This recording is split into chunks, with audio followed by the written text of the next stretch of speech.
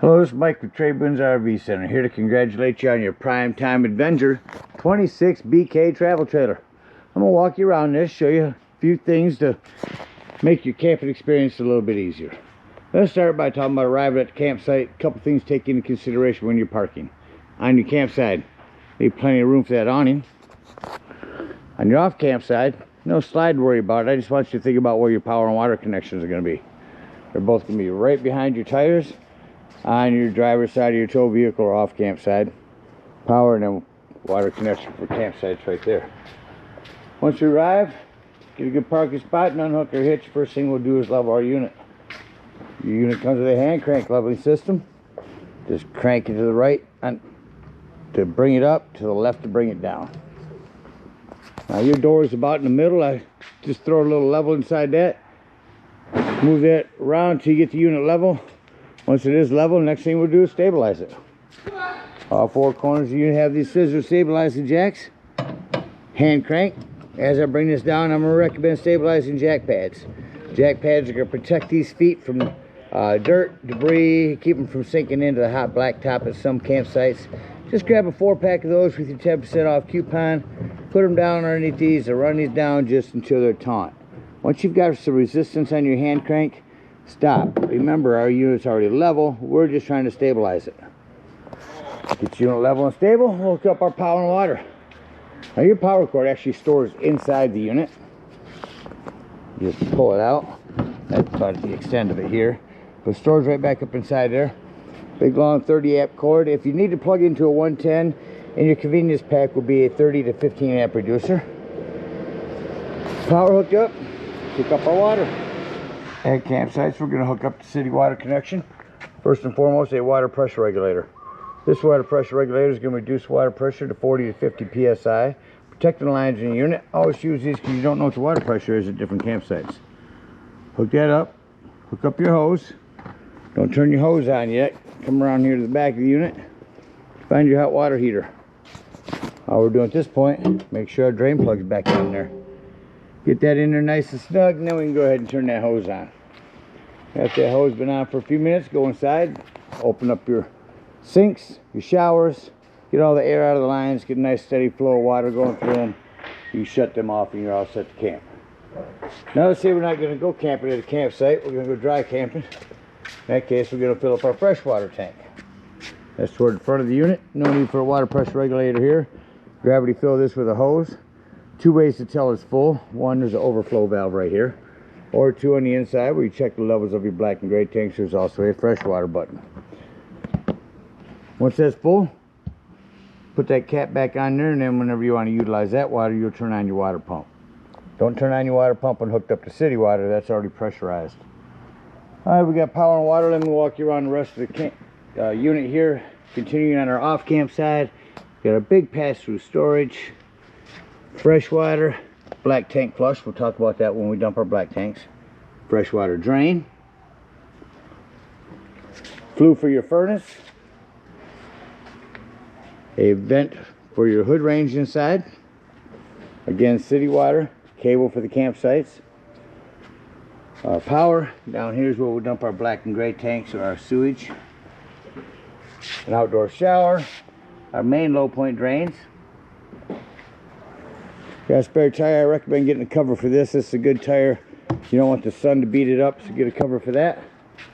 You're prepped for a backup camera. Here's your hot water heater again. Come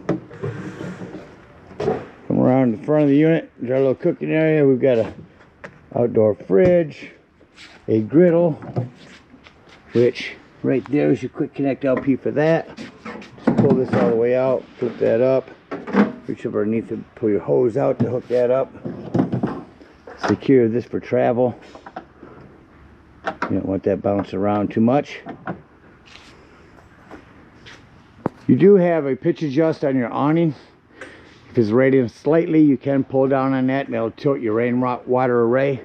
But these are made for shade.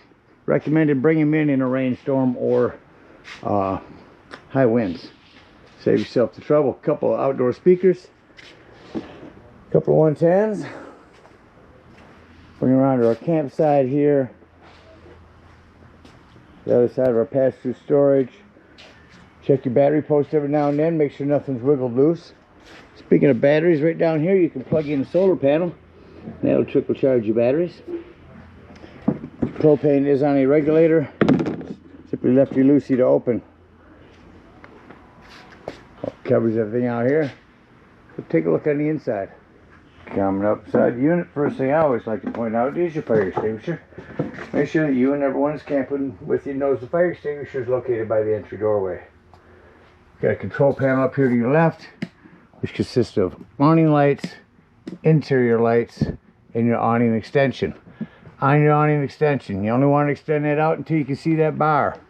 If I were to hold that extension out, that would continue to run itself out, flip up onto itself, and start running itself up backwards. So keep an eye on it when you run it out. Make sure you don't run it out further than you need to. I'll go ahead and run that the rest of the way back in here shortly. As I do, I'm going to mention that slide locks work best when gently slammed. Continue to bring that awning in. I'm going to walk around the unit.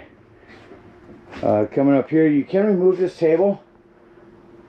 Lift the table up, remove those metal legs, take the table, put it down here on this wooden lip, put your flat cushions on top, and that'll give you another sleeping quarters.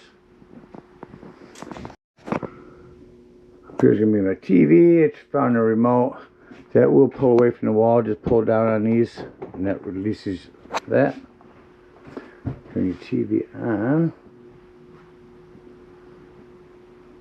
Just want to let you know when you arrive at the campsite and you get ready to run your antenna scan so you can pick up the local channels, make sure you have this green button pushed in. That's going to be your antenna.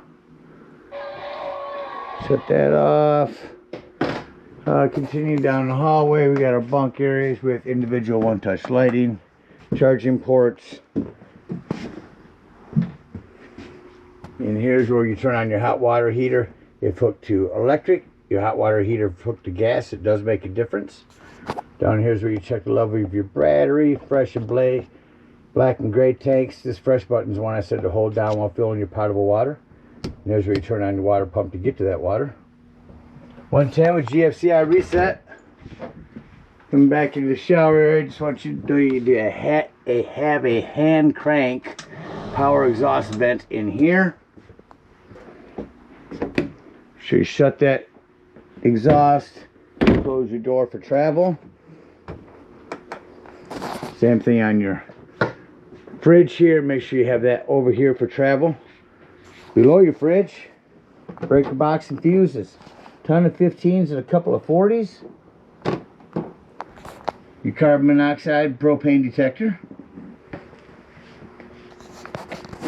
We got a self-explanatory microwave, a light and fan above our cooktop. These glass tops make a nice backsplash. Set that back, turn that to high, and you will light these with a stick lighter.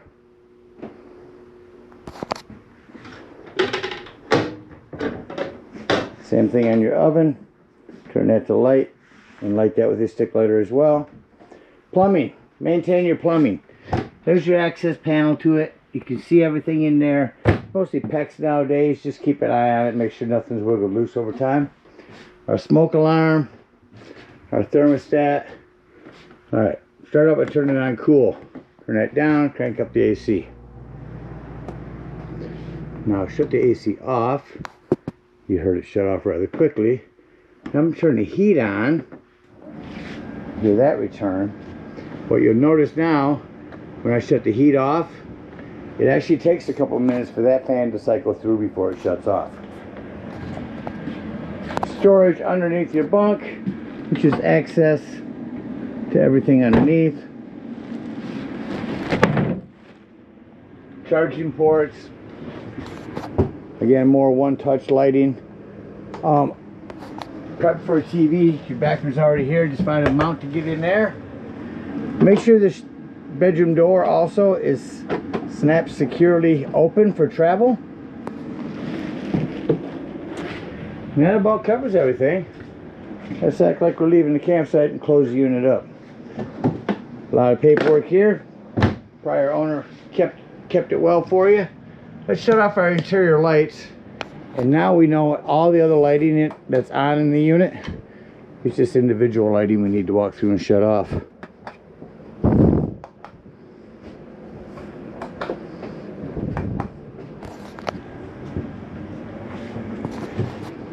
Our lighting's off. Come back to our control panel and turn on our interior lighting. Oops, that's the one I just shut off. And say doors and drawers. Walk through the unit, make sure all doors and drawers are closed. Nothing's gonna bounce around as we're traveling down the road. Shut off our interior light and exit the unit. Biggest thing on these steps, whether bringing them up or down, is make sure this exterior door is all the way open. Otherwise this could catch on it coming in and out. See how close it comes there? Lock that in there before you leave the dump station. And I say this because you're going to go in there and check your dumps, as the level of your tanks as we dump our tanks. Make sure you lock and deadbolt, lift and turn that handle. That's how you want that to go traveling down the road. Alright, if we are out dry camping, we're going to bring up our stabilizing jacks, come over underneath our freshwater tank and dump our freshwater drain. And head on home or the nearest dump station, whatever we're in need of. If we're at a campsite, we're going to unhook our power, our water, our cable, bring up our stabilizing jacks, and head on up to the dump station. At the dump station, park accordingly. Your dump's going to be behind your tires. You got a 10-foot hose comes with it. Hook that up and pull that black handle. That's going to be your sewage. When it sounds like it's no longer draining, check inside, see if that black tank is empty or close to it. If it is, come back out, leave that black handle open, grab the hose at the dump station, and hook up to this tank flush. Again, emphasizing leaving that black handle open, hook that up and turn it on for a good 5 minutes and wash all that nastiness out of your black tank. When that's done, close that up. Make sure all that water you just put in there has drained, and then close your black and pull your gray. Usually while my grays are draining, I'm done camping for the season. I don't want to leave hot water in my hot water heater. Carefully lift up on this pressure release valve. Be careful, some hot water will come out of there. When that's done, put that down and then pull your drain plug for your residual hot water. Hop up underneath here and dump these low point drains. Open them up. And then when our gray is done, close that up and conveniently and sanitarily store your sewage hose right in your bumper and head on home. Again, thank you guys so much for your purchase. Hope you enjoy this Avenger for many years to come.